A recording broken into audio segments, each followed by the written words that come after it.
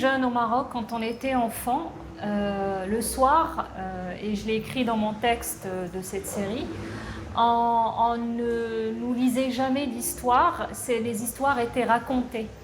Et je me souviens, c'était toujours une femme ou un homme âgé qui racontait l'histoire et on était autour, les enfants étaient autour. Et je me souviens que en fait, chaque phrase correspondait pour moi à une image. Donc je pense que naturellement, ma façon de m'exprimer a été la photographie. J'ai toujours eu, même petite, un appareil photo. Je prenais des photos de voyage, des photos de mes frères et sœurs, etc. Et après donc la carrière professionnelle en marketing, j'ai réalisé que ce métier-là n'était pas fait pour moi en fait. J'ai dû passer par une thérapie pour accepter en fait qu'au fond je voulais m'exprimer d'une façon artistique et donc par la photographie. Et donc voilà.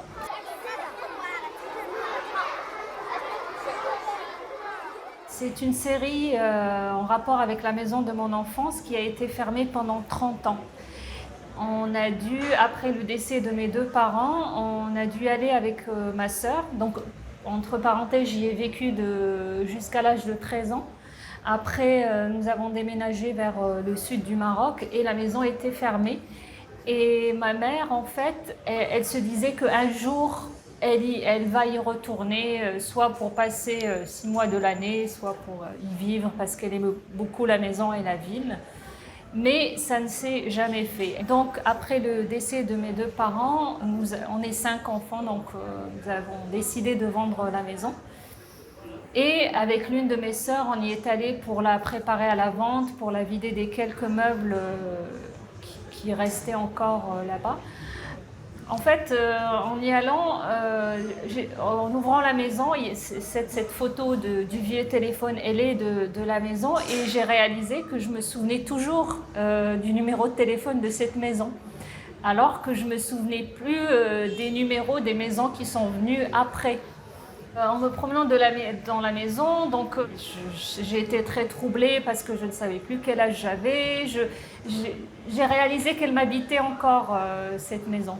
Que ça a toujours été mon adresse en fait. C'est une maison rouge. Et en fait, je me souvenais quand j'allais enfant chez l'épicier que je voulais prendre quelque chose et payer après. Ça se passait comme ça. Je lui disais, je suis de la maison rouge. Et j'avais l'impression, en y allant donc 30 ans après, que j'étais toujours de la Maison Rouge. En y allant, je savais que j'allais prendre des images de la maison comme on allait la trouver. Donc ce premier jour où des scènes de vie, des souvenirs qui remontaient étaient très très présents, j'ai décidé aussi de faire des mises en scène qui évoquent mon enfance là-bas. Il y a mes nièces, il y a la fille de l'amie de ma cousine, il y a ma sœur, enfin, c'est des gens que j'ai recrutés entre guillemets de la famille. Je suis quelqu'un de très nostalgique, mais nostalgique positive, on va dire. Je ne dis pas que c'était mieux avant que ces images et l'évocation de tous ces souvenirs. Je voulais dire au revoir à cette maison-là. Sans être triste, je voulais presque la remercier de ce temps que nous avons passé là-bas. C'était des moments joyeux. Je voulais que les images soient une célébration plus que de dire je suis triste que mon enfance est passée. C'est vraiment un au revoir et une célébration et un remerciement à cette maison avant de la vendre.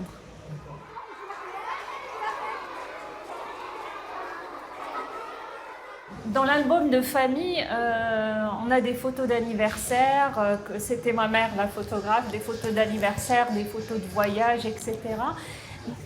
Dans mon album de famille, il n'y a pas de photos de veille de fête. Il y a des photos de fête, mais il n'y a pas de photos. Par exemple, là, vous voyez, il y a une photo de préparation de cornes de gazelle la veille de fête. Ça on n'a pas de photo de cette scène-là. Et c'est vraiment ça, c'est tout ce qui est ordinaire qui me touche en fait plus que ces photos d'anniversaire, que ces photos de jours de fête où on est vraiment bien habillé. Les mises en scène que vous allez voir, c'est des scènes de la vie ordinaire.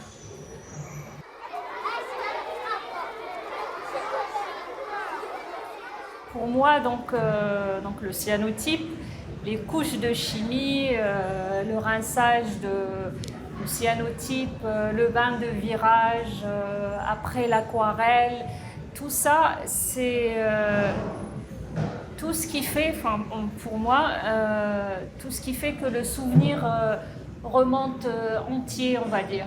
Enfin, c'est ce que j'essayais de faire.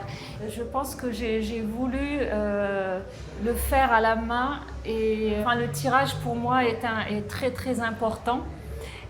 Pour cette série, pour moi, c'est important parce que c'est le souvenir et j'avais besoin de ce temps presque de méditation pour sortir chaque image en fait.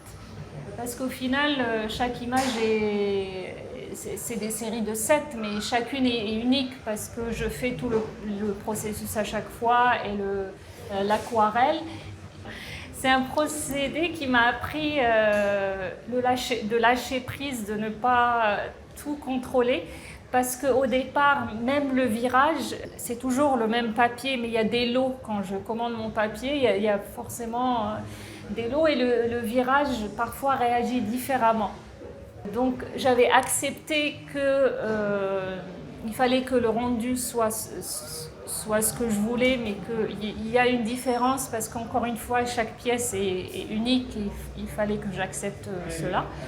L'aquarelle, j'ai décidé que ça serait plus authentique de ma part si je le faisais dans le moment. C'est toujours bien sûr la même palette.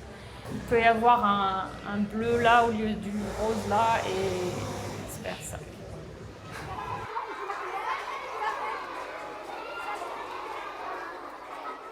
J'ai déjà une nouvelle série en cours qui est en rapport avec le temps.